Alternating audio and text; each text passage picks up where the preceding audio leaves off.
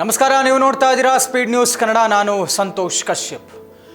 ರಾಜ್ಯ ಕಾಂಗ್ರೆಸ್ ಪಾಳಯದಲ್ಲಿ ದಿನದಿಂದ ದಿನಕ್ಕೆ ಆಗುತ್ತಾ ಇರುವಂತಹ ಬೆಳವಣಿಗೆಯ ಮಧ್ಯೆ ಕಾಂಗ್ರೆಸ್ ಪಕ್ಷಕ್ಕೆ ಎದ್ದಿರುವಂತಹ ಮುಸ್ಲಿಂ ಸಮುದಾಯದ ಆಕ್ರೋಶ ಕಿಚ್ಚು ನುಂಗಲಾರದಂತಹ ಬಿಸಿ ತುಪ್ಪ ಆದ ಹಾಗೆ ಕಾಣಿಸ್ತಾ ಇದೆ.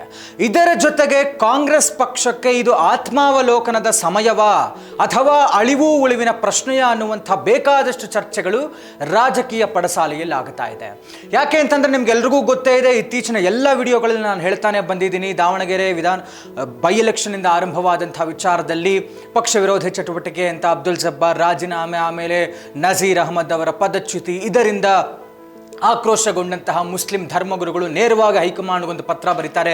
ಪತ್ರ ಬರೆದಂಥ ನಂತರದಲ್ಲಿ ಮೊನ್ನೆಯಷ್ಟೇ ಒಂದು ಸುದ್ದಿಗೋಷ್ಠಿಯನ್ನು ಮಾಡಿ ನೇರವಾದಂಥ ಎಚ್ಚರಿಕೆಯನ್ನು ಕಾಂಗ್ರೆಸ್ ಪಕ್ಷಕ್ಕೆ ಕೊಟ್ಟಿದ್ದಾರೆ. ದ್ಯಾಟ್ ಕಾಂಗ್ರೆಸ್ ಪಕ್ಷಕ್ಕೆ ನಮ್ಮ ಅವಶ್ಯಕತೆ ಇದೆಯೇ ಹೊರತು ನಮಗೆ ಕಾಂಗ್ರೆಸ್ ಪಕ್ಷದ ಅವಶ್ಯಕತೆ ಇಲ್ಲ ಅನ್ನುವಂಥ ಒಂದು ರೀತಿಯಾದಂಥ ಬೆದರಿಕೆಯೋ ಎಚ್ಚರಿಕೆಯನ್ನು ಕೊಟ್ಟಿದ್ದಾರೆ.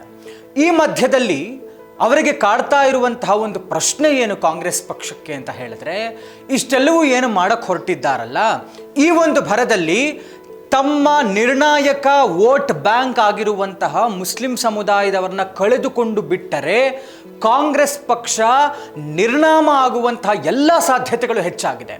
ನಾನು ಯಾಕೆ ಹೇಳ್ತಾ ಇದ್ದೀನಿ ಅಂತ ಹೇಳಿದ್ರೆ, ದೇಶದಲ್ಲಿ 4 ರಾಜ್ಯಗಳಲ್ಲಿ ಕಾಂಗ್ರೆಸ್ ಆಡಳಿತದಲ್ಲಿದೆ. ಎಲ್ರಿಗೂ ಗೊತ್ತೇ ಇದೆ, ಈ ಹಿಂದೆ ಅಂದರೆ ಅಹಿಂದ ಅನ್ನುವಂಥದ್ದು ಏನಿದೆಯಲ್ಲ, ಈ ವಿಚಾರ ಅಲ್ಪಸಂಖ್ಯಾತರು, ಹಿಂದುಳಿದವರು ಮತ್ತು ದಲಿತರ ಒಂದು ವೋಟ್ಗಳಿಂದಾನೇ, ಪ್ರಮುಖವಾಗಿ ಅಲ್ಪಸಂಖ್ಯಾತ ವೋಟ್ಗಳಿಂದಾನೇ 13% ಏನಿದೆಯಲ್ಲ ಕರ್ನಾಟಕದ ಲೆಕ್ಕಾಚಾರದಲ್ಲಿ, ಇದು ನೇರವಾಗಿ ಹೇಳ್ತಾ ಇದ್ದಾರೆ ಅವರು. 13% ಇರುವಂಥ ನಮ್ಮ ಮತದಿಂದಲೇ ಕರ್ನಾಟಕದಲ್ಲಿ ಕಾಂಗ್ರೆಸ್ ಅಧಿಕಾರವನ್ನು ಹಿಡಿದಿರುವಂಥದ್ದು.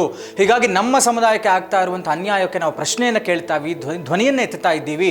ಹೀಗಾಗಿ ನಮಗೆ ಉತ್ತರಿಸಿ ಅನ್ನುವಂಥ ನೇರವಾದಂಥ ಎಚ್ಚರಿಕೆಯನ್ನು ಕಾಂಗ್ರೆಸ್ ಪಕ್ಷಕ್ಕೆ ಮುಸ್ಲಿಂ ಧರ್ಮಗುರುಗಳು, ಮುಸ್ಲಿಂ ನಾಯಕರು ಕೇಳ್ತಾ ಇದ್ದಾರೆ.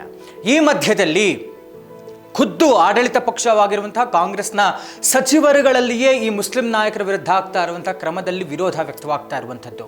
ಮೊನ್ನೆ ರಾತ್ರಿ ಪರಮೇಶ್ವರ್ ಅವರ ನೇತೃತ್ವದಲ್ಲಿ ಮುಖ್ಯಮಂತ್ರಿಗಳ ಆಪ್ತ ಸಚಿವರು ಮತ್ತು ಮುಖ್ಯಮಂತ್ರಿಗಳು ಖುದ್ದಾಗಿ ಸೇರಿದಂತೆ 3 ಗಂಟೆಗಳ ಒಂದು ಸಭೆಯಾಗುತ್ತೆ. ಸಭೆಯಲ್ಲಿ ಬೇಕಾದಷ್ಟು ವಿಚಾರಗಳು ಚರ್ಚೆ ಆಗಿರುವಂಥದ್ದು ಒಂದು ಹೈ ವೋಲ್ಟೇಜ್ ಮೀಟಿಂಗ್. ಮೇ 4ರ ನಂತರ ರಾಜ್ಯ ರಾಜಕೀಯದಲ್ಲಿ ಬಹುದೊಡ್ಡ ಬೆಳವಣಿಗೆ ಆಗಬಹುದು. ಯಾಕೆಂದರೆ ಮೇ 4ಕ್ಕೆ ಫಲಿತಾಂಶ ಇರುವಂಥದ್ದು. ಹೀಗಾಗಿ ಅದಾದ ನಂತರ ಕ್ಯಾಬಿನೆಟ್ ರೀಶಫಲ್ ಆಗುತ್ತಾ ಅಥವಾ ಮುಖ್ಯಮಂತ್ರಿಗಳ ಬದಲಾವಣೆ ಆಗುತ್ತಾ, ಒಳ ಮೀಸಲಾತಿ ಜಾರಿ ಇರಬಹುದಾ, ಅದಾದ ಮೇಲೆ ಅಂದರೆ ಮುಸ್ಲಿಂ ಸಮುದಾಯದ ವಿಚಾರವಾಗಿ ಏನೆಲ್ಲ ಆಗುತ್ತಾ ಇದೆ, ಇದೆಲ್ಲದಕ್ಕೂ ನಾವು ಹೇಗೆ ತಯಾರಿರಬೇಕು. ಇಫ್ ಇನ್ ಕೇಸ್ ಮುಖ್ಯಮಂತ್ರಿ ಸ್ಥಾನದಿಂದ ಸಿದ್ದರಾಮಯ್ಯನವರು ಇಳಿದರೆ ಯಾರನ್ನ ರೆಫರ್ ಮಾಡ್ತಾರೆ, ಆ ರೆಫರೆನ್ಸ್ಗೆ ನಾವೆಲ್ಲರೂ ಒಟ್ಟಾಗಿ ನಿಲ್ಲಬೇಕಾಗತ್ತೆ, ನಾವೆಲ್ಲರೂ ಧ್ವನಿ ಎತ್ತಬೇಕಾಗತ್ತೆ. ಈ ಮಧ್ಯೆ ಮುಸ್ಲಿಂ ಸಮುದಾಯದ ನಾಯಕರ ವಿರುದ್ಧ ಆಗ್ತಾ ಇರುವಂತಹ ಕ್ರಮಕ್ಕೆ ಧ್ವನಿ ಎತ್ತದೇ ಇದ್ದರೆ, ಅಂದರೆ ಮುಖ್ಯಮಂತ್ರಿ ಸಿದ್ದರಾಮಯ್ಯನವರು ವಾಯ್ಸ್ ಔಟ್ ಮಾಡದೇ ಇದ್ದರೆ ಇದು ಸಮಸ್ಯೆ ಆಗುತ್ತೆ. ಹೀಗಾಗಿ ನೀವು ಧ್ವನಿಯನ್ನು ಎತ್ತಿ ಅನ್ನುವಂಥ ಒತ್ತಡವನ್ನು ಮುಖ್ಯಮಂತ್ರಿಗಳ ಮೇಲೆ ತರುವಂತಹ ಕೆಲಸವನ್ನು ಆ ಸಭೆಯಲ್ಲಿ ಮಾಡಿದ್ರು.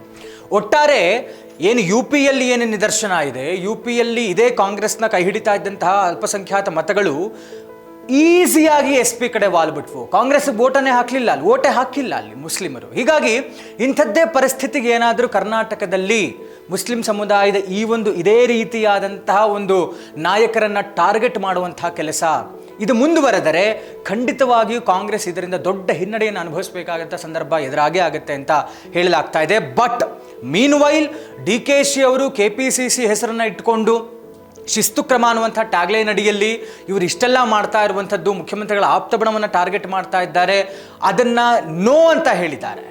ಬಟ್ ಸ್ಟಿಲ್ ಅವ್ರು ಮತ್ತೆ ಹೇಳುತ್ತಾ ಇದ್ದಾರೆ, ನಾವು ತೆಗೆದುಕೊಂಡಿರುವಂತಹ ಕ್ರಮವನ್ನು ನಾವು ಮತ್ತೆ ಮರುಪರಿಶೀಲನೆಯನ್ನು ಮಾಡ್ತೇವೆ, ಈ ನಿರ್ಧಾರಗಳು ಬದಲಾಗಬಹುದು. ಗೊತ್ತಿಲ್ಲ, ಇಷ್ಟೆಲ್ಲ ಇವತ್ತು ಮುಸ್ಲಿಂ ಧರ್ಮಗುರುಗಳು ಮಾತನಾಡ್ತಾ ಇದ್ದಾರೆ, ಮುಸ್ಲಿಂ ನಾಯಕರು ಮಾತನಾಡ್ತಾ ಇದ್ದಾರೆ, ಮುಖ್ಯಮಂತ್ರಿಗಳು ಮಾತಾಡಬಹುದೇನೋ ಗೊತ್ತಿಲ್ಲ.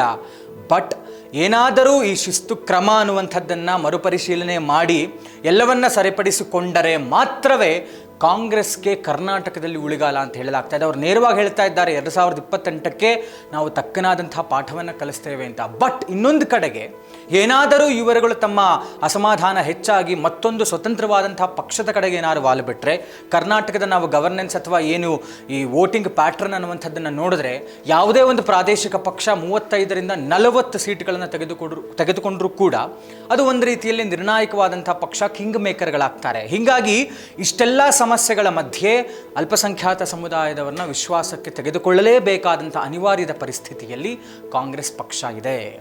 ಇದಾಗಿತ್ತು ಇವತ್ತಿನ ವಿಶೇಷ. ನೋಡ್ತಾ ಇರಿ ಸ್ಪೀಡ್ ನ್ಯೂಸ್ ಕನ್ನಡ, ಸುದ್ದಿ ನಿಮ್ಮದು, ವೇಗ ನಮ್ಮದು.